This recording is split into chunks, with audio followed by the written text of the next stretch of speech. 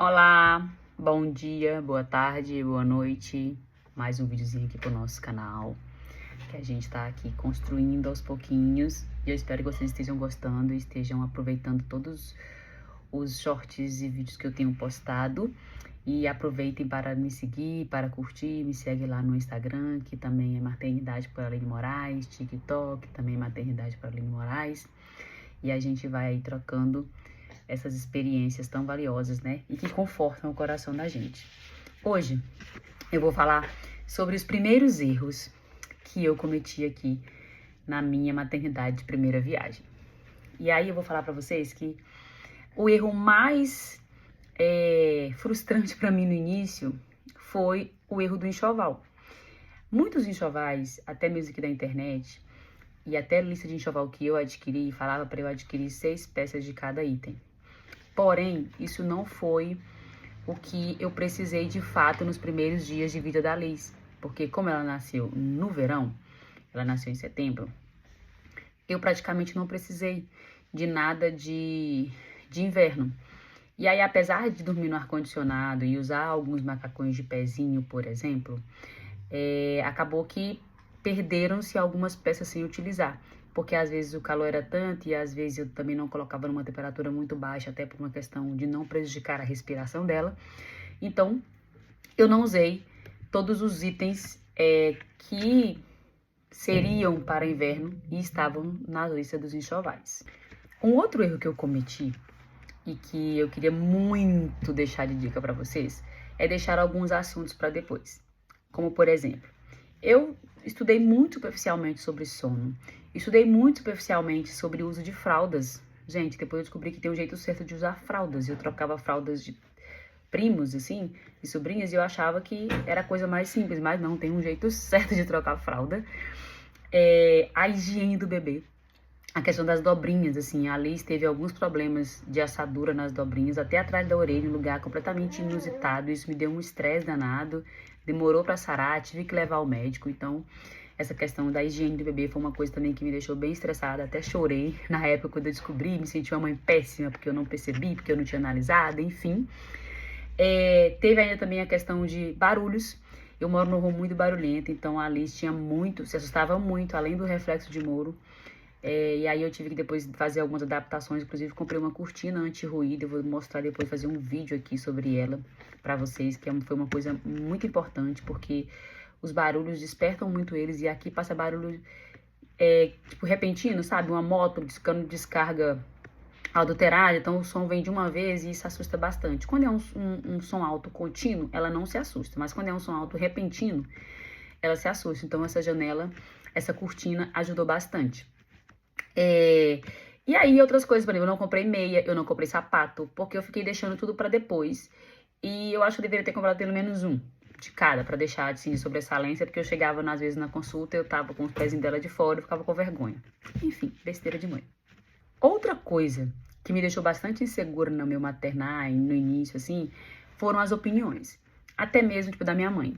As opiniões, elas vinham como uma facada, assim, em mim, sabe? Por mais que eu tivesse certeza das coisas que eu estava fazendo, a opinião me causava dúvida.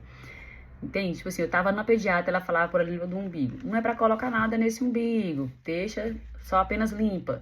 Mas se chegasse minha mãe e falasse, porque na minha época tinha que colocar X iodo, tinha que colocar tinha que tapar e apertar.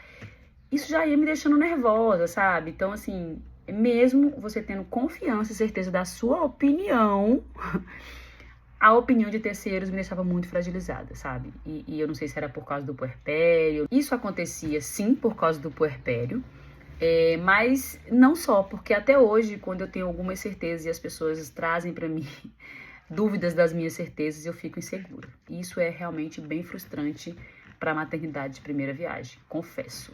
No início, eu também tive bastante dúvida e insegurança em relação à abdicação que a gente tem que fazer da gente como ser humano pra ser mãe, né? Tipo, não tem hora pra comer, não tem hora pra tomar banho. Às vezes nem come, às vezes nem toma banho, né? E a gente precisa muito manter isso até pro bebê também, né, gente? A gente precisa se alimentar direito pra poder ter um aleitamento materno melhor. E aí, isso me causava muita insegurança, muita angústia. E aí tinha dias que eu tava no ok, beleza, é assim mesmo, faz todo sentido. Eu via que outras mães também passavam por isso, mas outro dia eu falava, cara, por que tem mãe que consegue e eu não consigo? Só que hoje eu vejo que isso tudo faz parte do processo. Isso hoje não me magoa, isso hoje não me faz ter sentimento de culpa ou de frustração. Mas na época isso me causava muito transtornos psicológicos e muita insegurança, sabe? Então, nesse ponto, foi um erro eu me sentir dessa forma. Eu deveria ter me preparado melhor e saber que seria assim, como eu sei hoje, e ter passado por essa fase um pouco mais tranquila. E nesse momento é o momento que a gente mais chora. É quando a gente fica mais inseguro, né? A gente passa por um momento assim e a gente não quer pedir ajuda, a gente se acha menos mãe porque outras mães estão conseguindo e a gente não. Então, assim, foi um momento que eu realmente tive que começar a aceitar ajuda e pedir ajuda, apesar de que eu sabia que eu tinha que fazer isso, mas às vezes você acha que seu bebê só precisa de você, às vezes você tem medo de outra pessoa não dar conta igual você tem medo de outra pessoa pegar e não ser igual você, do bebê não...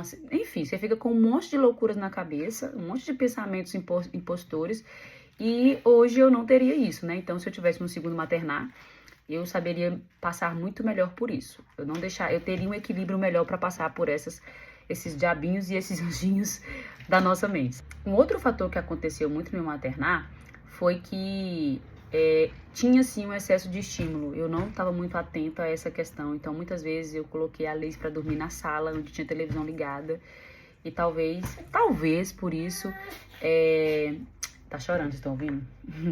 E talvez por isso a gente tenha tido até hoje problemas de sonecas curtas e tudo mais. Então, em regra, assim, esses foram os meus principais erros que eu tenho apontado, que eu tenho verificado no meu maternar. E assim, eu acho que daqui pra frente terei outros, mas como o início é um período mais sensível, eu acho que esses são os erros que realmente eu vou carregar com mais peso, sabe? Tive que colocar no colo pra terminar o vídeo.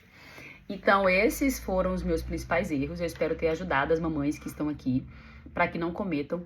E a conclusão de tudo isso é que a gente tem que ter um estudo muito bem feito do que a gente vai passar, para que a gente passe com segurança, para que a gente passe da melhor forma possível e não se cobre, e não chore, não sofra, porque foi isso que aconteceu comigo. Em relação à questão de aquisições de dívidas e tudo mais, a gente perdeu dinheiro, obviamente, mas o meu conselho é que você compre apenas o mínimo necessário para a estação e depois que o bebê nascer você vai vendo qual que é a necessidade dele. Eu acho que essa é a dica que eu deixo em relação ao enxoval. E em relação aos outros itens, é preparação psicológica de fato. E não chorem, não sofram, porque faz parte do processo. Sejam preparados psicologicamente para isso.